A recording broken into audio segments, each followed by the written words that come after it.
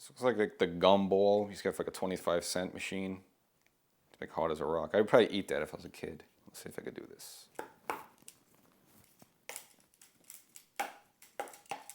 Oh, all right,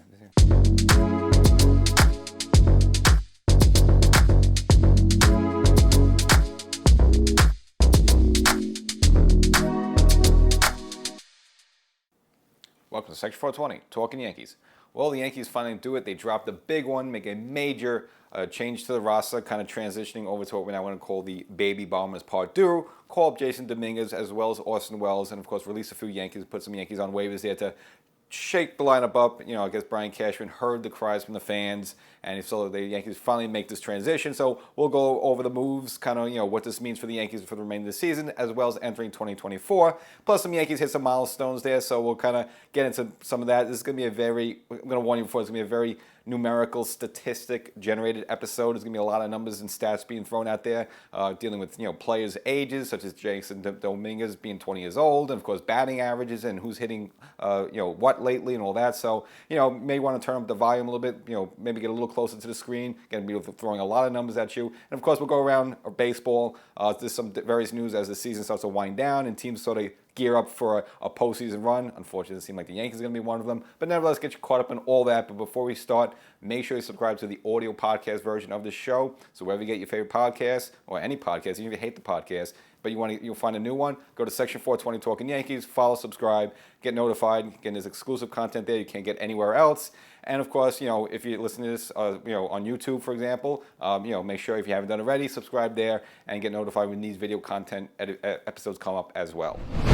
So if you were a listener of the podcast, like I suggest you should be, you would probably heard the previous episode where I kind of mentioned that, the reason that this season's, painful, at least to this point, is that, there's not too much to look forward to next season, because you're pretty much going to have more or less the same team. You have some of these baby bombers that were, coming up, and of course we've been hearing about Jasson Dominguez all season.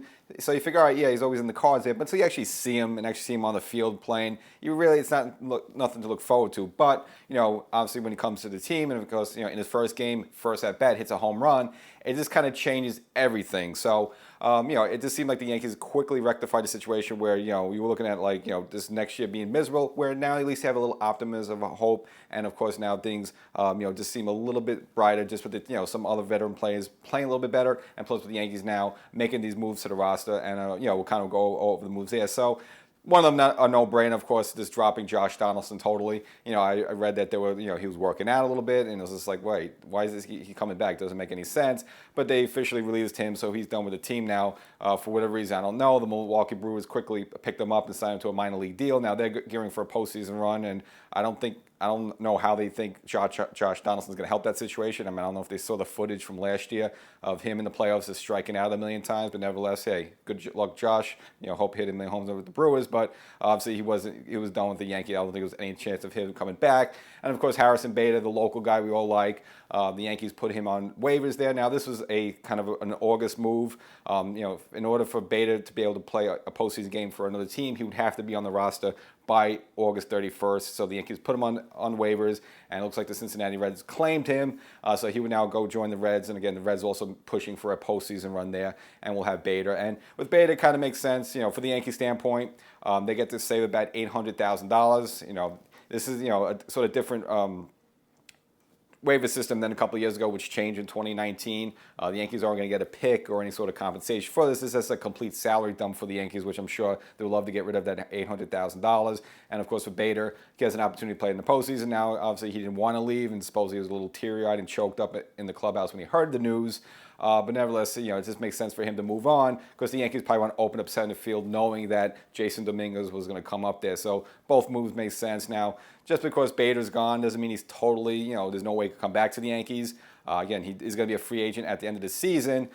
So the Yankees, if they really want him back, they could sign him. I just think the fact that if Jasson Dominguez comes up here and has a good September, it's the less likelihood they're going to want to spend money when you have Dominguez making peanuts versus why even give Bader $1 million. And of course, he's going to command more than that. So probably more than likely, that's probably, Bader's short stint with the Yankees are probably gone, which is kind of, sad. I mean, he's a hometown guy. Fans seem to like him. He liked him here. But you got to face the facts. The second half of the season wasn't that good. I mean, early on when he was, when this team was sort of relevant, he was kind of a bit of the spark plug there. But, whether it's been injuries or just, poor play, I mean, he's been hitting around 240 like some of the rest of the guys that have been underperforming. So, it's not like, the Yankees missing a big cog there. Again, he was kind of struggling with a lot of the other Yankees. So you can see why, just for that and plus the money, it makes sense to move him out because, not that he's an old guy, but again, you are getting some age off the team, but by having a 20-year-old out there in center fielder versus someone his age there. So the team does get a little bit younger. You have the benefit there. And for the Reds, figure why would they pick him up? You see this all the time in baseball. I mean, obviously Beta spent a lot of time with the St. Louis Cardinals in the same division as the Reds. So, sometimes you see a play a lot, you kind of covet them a little bit. So again, they've seen their share of Harrison Bader. So, there's always you feel like, let's get that guy now. He killed us for years, but now he can play for us. So you can kind of see why they would go after him. And, let's see what he had. He was a good postseason player for the Yankees last season. So I'm sure the Reds, evaluated that as well. And figured just getting him in a situation where he could, have a shot at the postseason, maybe revive his bat a little bit. So again, you would wish him good luck there. He's gone. And of course, then with those openings, the Yankees were able to make the two moves, bringing up Jasson Dominguez as well as catcher Austin Wells. Guys, we've been hearing about Wells for the past couple of seasons, but Dominguez is kind of the big prize. 20 years old, and the center fielder, switch hitter with power. Obviously, they nicknamed him the Martian. He's out of this world. And then, of course, comes up there and just, dramatically on his first game, first pitch, hits a home run. And you combine that and just with the series the Yankees had before that, winning 3 out of 4 in Detroit, and you have some players, which I'll get into later, such as DJ LeMahieu and Stanton, hit a little better. It just changes the whole attitude of the team. And now you have this young group of guys with Dominguez, with Wells, and of course, just the last YouTube TV episode, if you saw, it was just the point where they called up Peraza for now full-time rest of the season, as well as Everson Pereira. So now with Volpe there, now you've got this cluster of like 5 or 6 young baby bombers, even though I don't like to use that term because it kind of reminds me back of Gary Sanchez and some of those disappointments. But nevertheless, this is sort of like the new, as I'm calling it, baby bombers part Deux there, and this kind of changes the whole aspect of the team. Again, you see a little bit more optimism. Again, seeing that in that first game in Houston kind of sparked some of the other players. You saw Stanton go deep, hit a bomb. It went out of the park if it wasn't a window there. Judge hit a bomb. LeMahieu had a home run in the game. So it just, that win total, even though it was kind of this season's loss, probably the most satisfying win of the season so far for the Yankees, even though it's kind of in a season that's going nowhere for them. And so it gives us something the fans look forward to. And now that you've seen this on the field, 2024 is not looking as terrible as it might have looked about a couple of weeks ago when you were just looking forward to pretty much having the same team more or less. Not that it's exciting, but at least now the Yankees have a little bit more excitement. And as for Dominguez, again, it's early on, so we don't know how how he's going to go the rest of the way.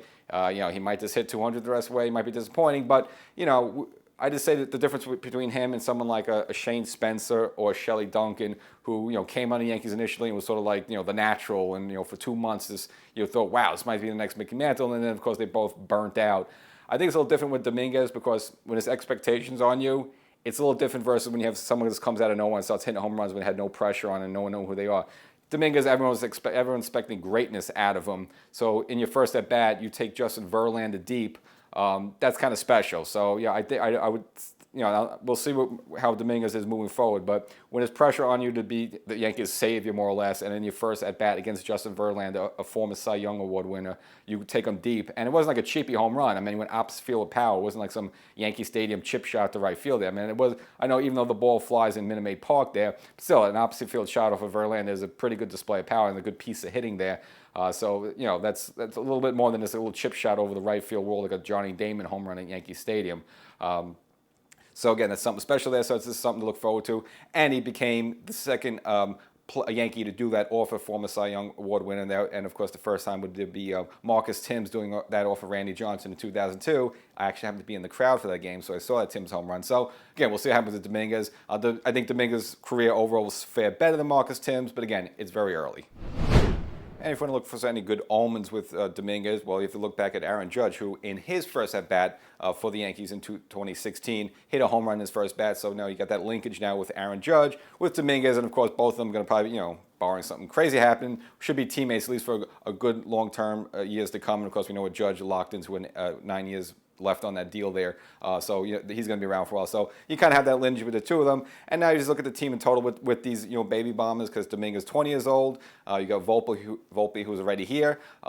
only 22 years old, so I guess he could drink. He wants to order a drink there. And of course, him now having a 2020 season with 20 home runs and 20 stolen bases. Again, pretty impressive there for a rookie. Again, the batting average is kind of low, but again, good first year for him. You figure he'll only get better moving forward. Oswald Peraza, 23 years old. Everson Pereira, 22 years old, and rounded out Austin Wells, 24 years old. So you got this group of guys on the better side of 25 years old, on the lowest end of that. So you get this cluster group together. Now, can they keep them all together? We'll see what happens in the offseason. Is Cashman going to involve them in any trades like that? We don't know, but this is going to be the selling point of, for 2024 for the fans. Just get something for the rest of the season, something to be excited about. And, of course, moving forward into next season. Of course, if you haven't heard, if you're a season ticket holder, they're going to jack up the price a little bit there. So you kind of need a selling point for fans. Not that, they're probably going to raise the prices anyway, nevertheless. But at least now you have a young group of guys that you can now mix in with some of the older veterans who, such as, Stanton, such as LeMahieu, such as Judge. And, it just makes the team a little bit more excitable to watch. And for Dominguez, he's the youngest Yankee to be on the roster since 1984. So, again, this is a long time coming. Now, fans are, once you have like a good couple of days, they'll switch, say, oh, great, now this team can make a playoff run. I'm not going to go there with this Yankee team. I meant, even though you see some excitement with some young players, there are still about like 10 games out of one of the really the 2 wild card spots left. I mean, Tampa pretty much has that first one on lock. The next 2 are Texas and Houston. It's probably going to be one of those 2 teams. And, of course, the Yankees have teams like Boston and Toronto looking ahead there. So, I mean, you would need like the miracle of miracles for the Yankees to get one of those wild card spots. So, even if the Yankees have a little good streak with some of these young players and a little bit more excitement, don't expect a postseason berth there. It's just not going to happen. And, again, you need one of the colossal meltdowns of all time, and it's just not possible there for the Yankees. Again, they've kind of waited too late, waited too long. Now, should they made this trade and made these moves sooner? I'm going to get into that a little bit, but I don't know if that would have made that much of a difference, because we've seen some problems with the bullpen imploding a little bit, and we've seen some blow-ups with the Yankees be able to, fill out a starting rotation enough to really make a serious postseason run. So, but I'll get into the back end. But again, for this team going to make postseason, probably not. They would have to do a lot of climbing. The only benefit is that one of the teams that are on top of them right now, the Toronto Blue Jays, the Yankees do face them 6 more times in September. So now they could play spoiler in that regard. They could also be a little spoiler with both Houston and Texas. Again, they're both vying for those final 2 spots there. But again, I just don't see the Yankees, also now, just because if they have a little spurt, they can also make the postseason. Not going to happen. It's just all about now just watching these players, maybe rooting for Garrett Cole to get the Cy Young Award. Hope Rendon can finish the season strong, at least have something to take away from the season, which is kind of a loss here from here. And you just want to see these young guys play and be out there, hit some home runs, be excitable, and just have something to look forward to the next season. So if they have a little streak, don't get caught up in the wave that, they make a postseason run, because you're just going to be disappointed. Now, some fans are going to complain, like, why didn't you make some of these changes sooner in the season when the Yankees were at least relevant and had maybe a shot at the postseason run? That this was going to happen. A couple of reasons. Number one, I think if Cashman was looking to trade any of these players, you don't want to expose them. So let's say he would have bought them up sooner, and there was, let's just say he would have bought up Dominguez and he just completely fell flat on his face. Well, if you had any hopes of trading him, whether it's during the season or in the offseason, well, now his value just goes down the tube. So usually, if you're a GM, you want to protect your young assets, such as a Wells, such as a Dominguez. Peraza, I think the story's already out on him, so he's not really any big secret. You just hope he plays a little bit better here on the major league level. Then, obviously does well in the minors, but he has to do it up here on the majors. But usually a GM, you want to protect those guys, so you're more apt to, keep them in your back pocket. And they roll the dice with the older players. They hope Judge was going to come back. They were hoping Nestor was going to come back, and they hope maybe a couple players would turn around a little bit, and they kind of sort of ride that wave into making a postseason run. But unfortunately, that gamble didn't work out because Nestor Cortez re-injuring that rotator cuff.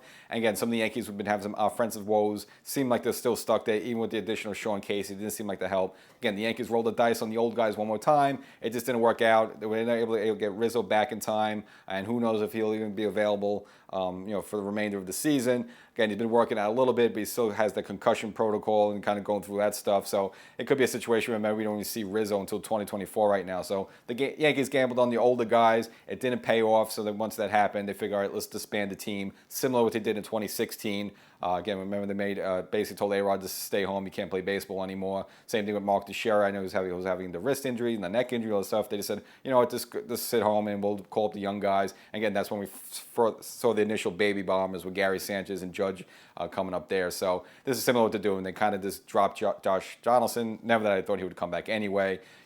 See just get Beta's money off the payroll there, just so the Yankees could always want to stay under the luxury tax there, and offload there, and then kind of bring all the young guys up and give them a shot.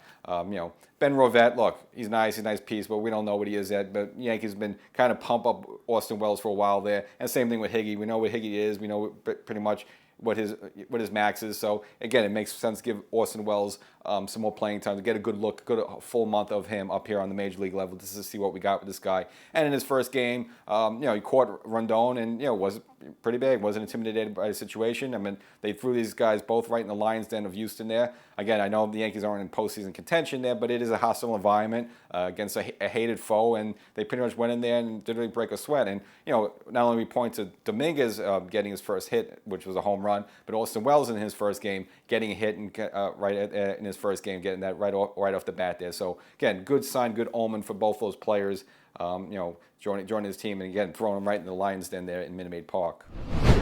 And also, even though the Yankees have no control of this, it just seems like I guess the more recent version of Luis Severino has been much better than what the Yankees have been dealing with over the past month or so, when he was just absolutely terrible. Got to the point where they even had to try some tricks, such as using an opener for the first inning and then have him come in, and it wasn't making no difference. But Severino finally able to turn the corner a little bit, at least with two back-to-back starts against the Washington Nationals, as well as the Detroit Tigers. Basically, the Detroit start, very impressive. 7 innings of shutout baseball, only giving up 5 hits. So, if we could have had that version of Luis Severino about a month and a half ago, that would have helped greatly. But this comes to the fact that he turns it on when kind of the Yankees were pretty much out of it already. So really nothing you could control there. But one good thing, if he could at least build on that and continue that, as well as Rondon, who seems like finally settling a little bit finally there, and actually able to make consecutive starts without hurting himself. Just with the two of them there, and of course backed up with Garrett Cole, who's having a fabulous season overall. At least the Yankees could divert the embarrassment of finishing under 500, which it seemed like the Yankees were doing. Something they're gonna have to still chip away with, but you at least have a good opportunity to at least finish 500 or better, just for some dignity. Again, the Yankees were in danger of finishing under 500 for the first time in 30 years. Now, the Yankees playing a little bit better, not only because of a little infusion of youth, but some of the veterans who have been struggling all season, who I've been getting on, have performing better. Now, it's not been Gleyber Torres. He's been actually been doing a job and actually went on a tear during that Detroit series.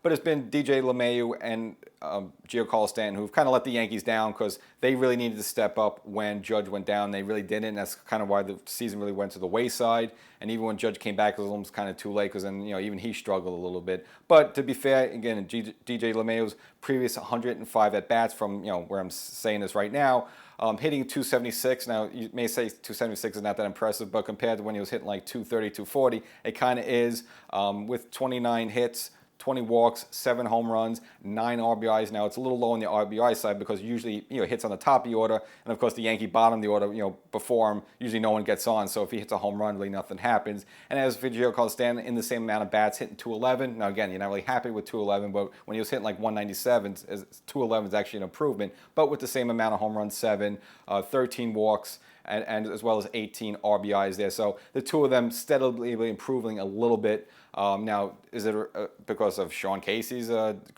tweaks settling in there with them? Maybe it's to tweak something with their swing, something like that. We don't know. Were they hurt a little bit early on, and now they're getting a little bit healthier? Possibly. Or is it the fact that maybe with the Yankees out of it, at least out of a serious postseason run, maybe opposing pitchers aren't as fine-tuned to pitchers, and maybe just getting better pitches to hit? I don't know. Or even just the fact that Judge is back. Does that, Judge's protection of the lineup benefiting them? Kind of hard to say. But this, even though I was bashing them most of the season, DJ and Stanton have been hit a little bit better and, again, showing more power. It's just, unfortunately, a little bit too late. And as I promised you, this is going to be a very statistic-heavy episode. And, for sure, saw the comments by Hal Steinbrenner, basically firing an indirect shot across the bow of Brian Cashman. Basically, the Yankees are going to look at some outside third-party advisors, just with some of the decision-making, with analytics and some player development. Again, that's kind of taking a sort of subtle jab at Brian Cashman, who he's probably not going to fire just because he has another 3 years left in the deal. But quite interesting, he kind of mentioned that. And that's kind of the second jab between the two of them. Supposedly, the two of them kind of weren't really in full agreement with what they should do on the trade deadline. Again, Cashman wanted to sell off. Again, he's just kind of thinking, acquiring young players and prospects, where Hal Steinbrenner probably more on the business end wants the postseason run, wants to fill fannies in the seats, even though it looked like that the team was just a little older and is underperforming. But nevertheless, it looks like Hal Steinbrenner won that argument, and of course Hal is going to want to, I guess, again, take the subtle jab at Cashman and having more advisors, and so there's more voices in the room versus Cashman there. Again, if you just look at this Yankee team right now, stats-wise, and this has been the problem, right now 29th in the league with a .228 team batting average. They're only better than one team. They tie both National League and American League. There's only better one team. That's the Oakland A's, who are just absolutely terrible. The Yankees are just one level above terrible in batting average. But of course, home runs, which they do great, is fourth with 194, and that's 194 total with missing Judge for 54 games. So let's just say Judge played the bulk of those 54 games. The Yankees would probably be at least the second place right now. Second place is the Los Angeles Dodgers with 213 home runs. Surely, if Judge was playing most of those 54 missing games, the Yankees would definitely be in second place again. So that's been the problem the whole time. Too homer happy, not enough contact hitting. Since the Yankees love their home runs, there are a couple of milestone ones worth mentioning. Of course, the big ones will be Aaron Judge during that first opening game there against the Houston Astros. We'll call that the Jasson Dominguez game. Hit his 250 home run in his career, and he became the fastest player to do so. So he did it in 810 games. That's the quickest since Ryan Howard, who did it in 2010. But it took him 855 games. So again, Judge doing it in 45 quicker games, reaching the 250 home run plateau, which almost guarantees he's going to hit 500. I mean, he's got 8 years left on his deal, and again, as long as there's no major injuries like that, definitely a guy is going to hit 500 home runs, no problem. And of course, Giancarlo Stanton himself, nothing to sniff at, hovering just around the 400 homer mark. And again, he too should be a shoo-in to hit 500. So the Yankees should have two guys reach the 500 home run club. Now, in years past, once you hit that, you're almost guaranteed to get into the Hall of Fame. And maybe it's even way early to even have that discussion. But, just want to have a little early sneak preview of both. I think very, very well case that two of them probably going to be sure Hall of Famers. Of course, both of them former MVPs. At the point, be well over 500 home runs. Obviously, none with a ring yet. That would help. And, of course, Aaron Judge with the magical 62 home run season last year.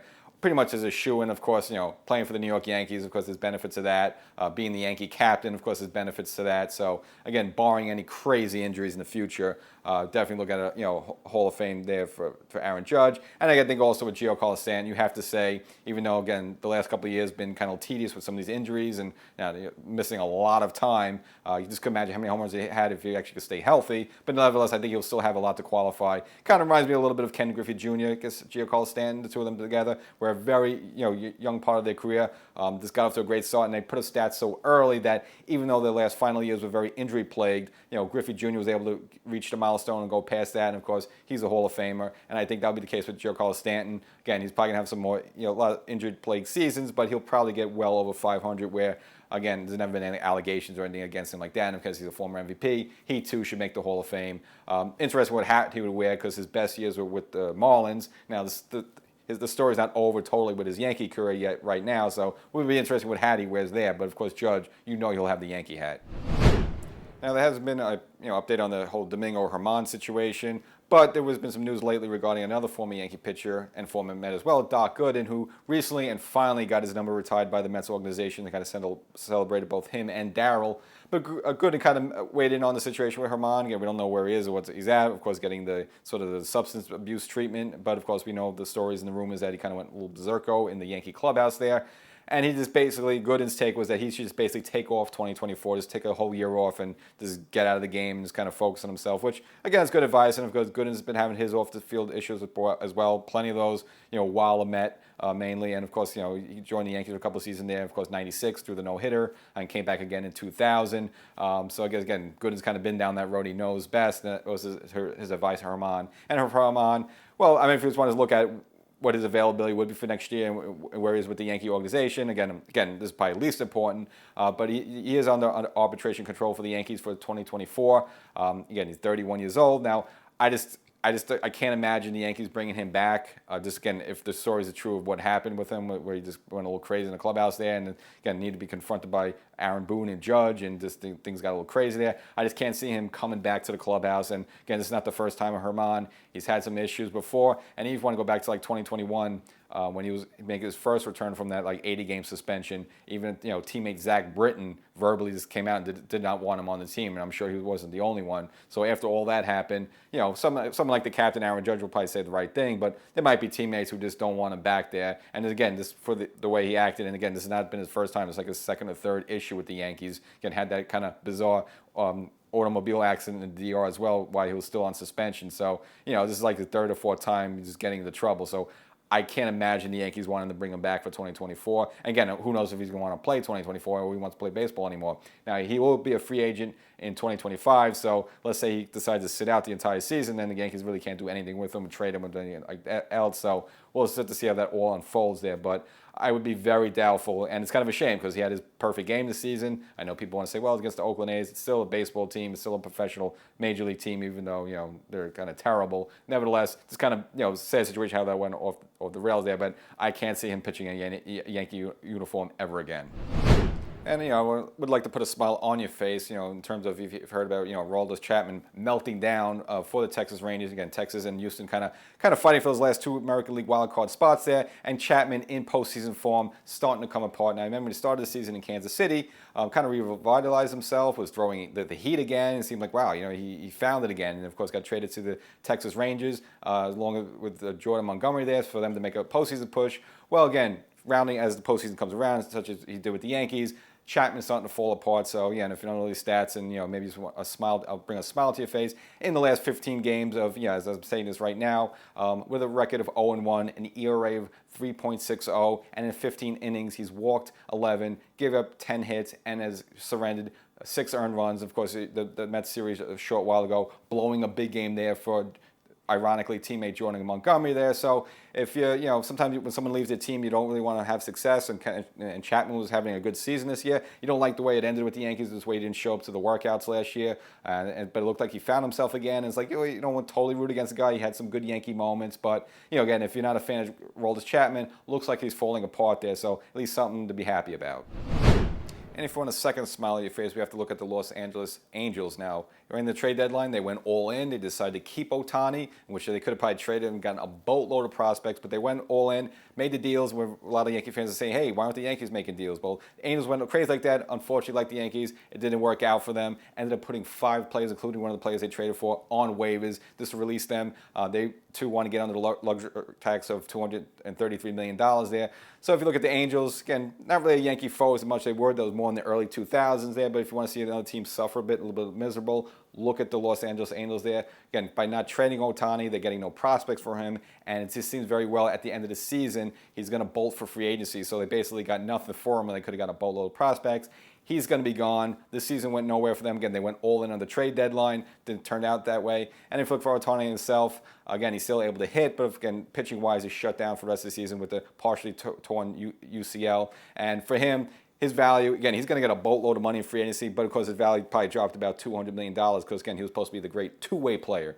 Now, I always thought long-term the pitching thing wasn't going to work out for him because, again, if you get a serious arm injury, now you shut down as an offensive player. It's always more valuable for you to be a 40-plus home run guy, which he kind of is, versus being a good pitcher, once every 5 games there. So at some point in his career, he's probably going to have to pick one or the other. I don't think he can continue to do both. Again, he's still a young guy, so he could probably get away with a little bit, but I think a team right now probably not so willing to shell out a lot of money for him for a guy who's probably not going to be able to be a pitcher too long. Maybe does it another couple of seasons. That's about it. So Ohtani, he's going to get a boatload of money, but a slight hit to his pocketbook. So the Martian has landed. The new wave of baby bombs are here. This hopefully they resemble more Aaron Judge and Gleyber Torres and less Gary Sanchez and Greg Bird.